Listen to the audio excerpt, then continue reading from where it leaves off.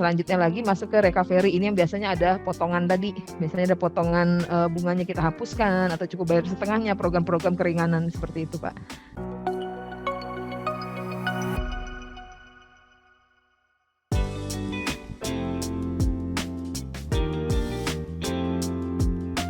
Kalau di kami mungkin ada case ya, cuman nggak banyak sih, hanya temuan aja sih.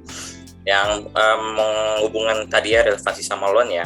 Kalau di kami memang terkait loan itu kita memang jalannya based on dari Makossi Syariah ya. Memang dari esensi untuk pemberian loan sendiri itu kan kalau di kami itu ada 5 nih Pak.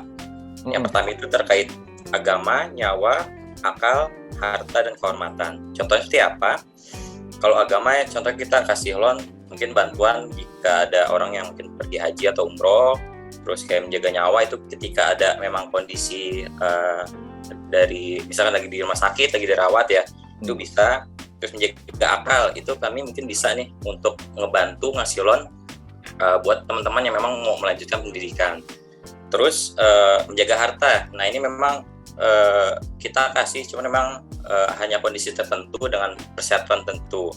Dan yang terakhir itu terkait menjaga kehormatan dan keturunan, itu kita kasih buat teman-teman memang yang dianggap ini butuh misalnya dari proses lahir gitu ya, kayak bersalin, kayak mungkin ada butuh uang, itu kita kasih.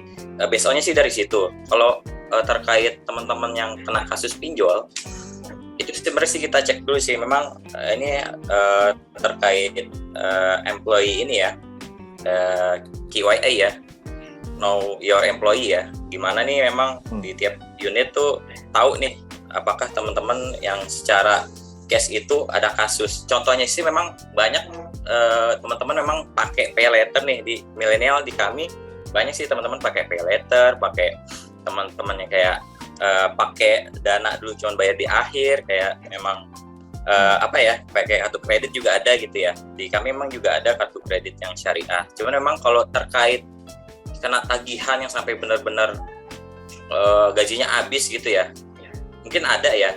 Tapi memang itu yang dirasa memang ini ya ada masalah di lain gitu. Nah, treatment seperti apa di kami? Mungkin dari perusahaan itu ngebantu ya. Ngebantu, kita lihat dulu sih, kita memberikan fasilitas itu apakah memang yang benar-benar membutuhkan. Kita lihat dulu nih dari persyaratan seperti apa. Mungkin yang dari lihat gampang itu kan dari masa kerja, terus sama penilaiannya ya, mungkin 2 tahun atau 3 tahun terakhir. Tapi memang kalau memang benar-benar ternyata ada masalah, ini jalurnya sih mungkin beda ya di industrial ya, karena kan itu ada sangkut paut sama performa ya. Itu sih di kami kondisinya Pak Ivan.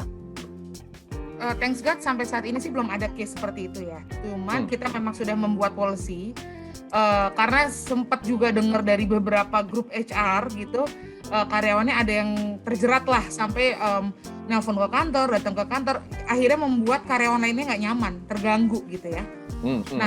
Jadi kita baru aja selesai bikin policy bahwa Oke, kalau memang ada karyawan kita yang begitu, kita lihat dulu masa kerjanya dia. Kalau masa kerja dia sudah lebih dari setahun, oke, nggak apa-apa, kita akan ibaratnya kasih pinjam untuk membayar, tapi itu dipotong dari salary-nya dia.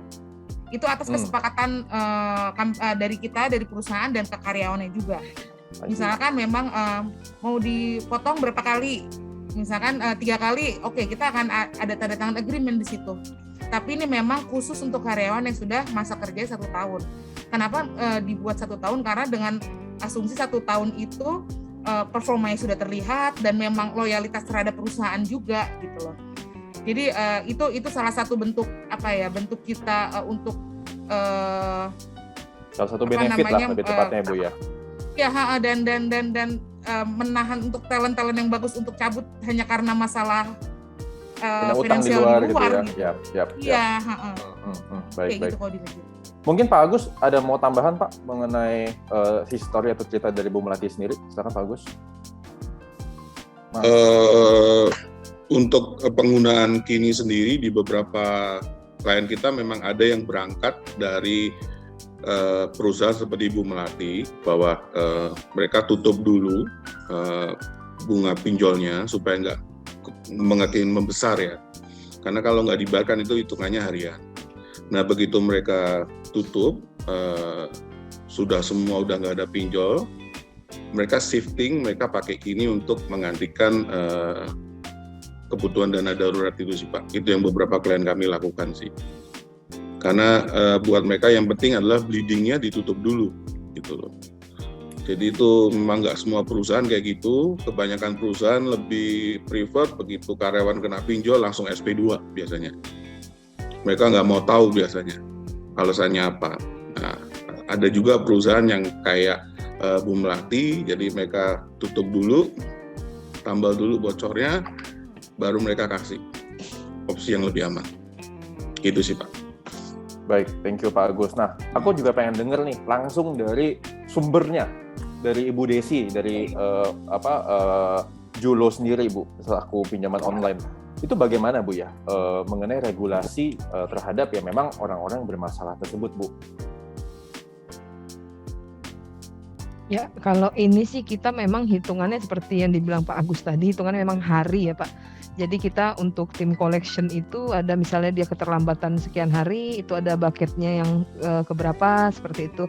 Nah, namun kalau di kita pribadi untuk yang sampai reminder atau datang ke perusahaan itu so far belum ada, karena kita memang kalau kita diharuskan gitu datengin ke rumahnya atau datang ke perusahaannya itu kita pakai jasa pihak ketiga Pak. Jadi memang kalau di kita itu kata-kata yang yang kasar-kasar itu memang nggak boleh, kita blacklist semua karyawannya seperti itu. Jadi dari kita memang karena kita terdaftar di OJK, jadi kita nggak sembarangan gitu Pak. Jadi memang bahasa mereka pun kita tata sedemikian rupa supaya memang nggak boleh ada sedikit pun kata-kata yang kasar dalam penagihan. Nah tapi kalau untuk yang sampai datang itu kita memang pakai jasa pihak ketiga. Rata-rata seperti itu Pak. Betul. Biasanya kan ada beberapa beberapa level lah tingkatannya untuk warning, lebih tepatnya kayak gitu ya Bu Desi ya. Betul. Ada kita di sini sampai 6 level sih Pak. Jadi masing-masing di collection itu ada bucketnya. Bucket 1 itu untuk yang keterlambatan di bawah 30 hari.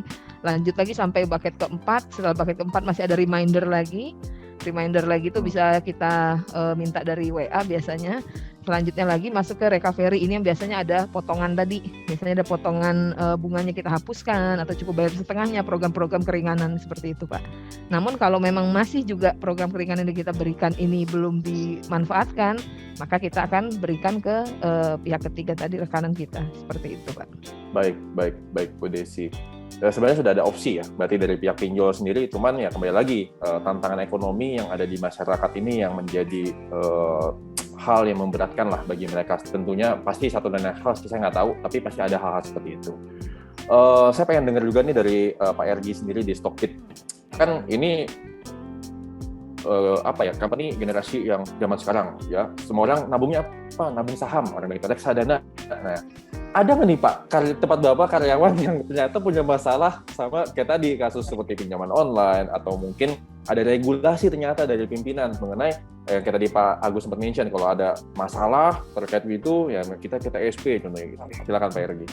Ya, sejauh ini untungnya juga belum ada case terkait pinjaman online atau segala macamnya. Jadi ya sejauh ini aman. Dan kita juga memang encourage teman-teman kalau memang membutuhkan bantuan keuangan ya ke investasi. Maksudnya kembali lagi ke nature kita ya, nature bisnis kita ya di investasi gitu sih Pak. Kalau masalah finansial lebih ke, jadi kita punya karyawan tuh ada yang nasional, ada yang lokal employee.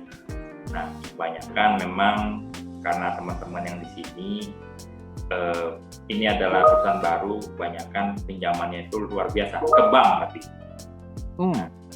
Ya rata-rata dari helm biru ya, maksudnya blue colors ya.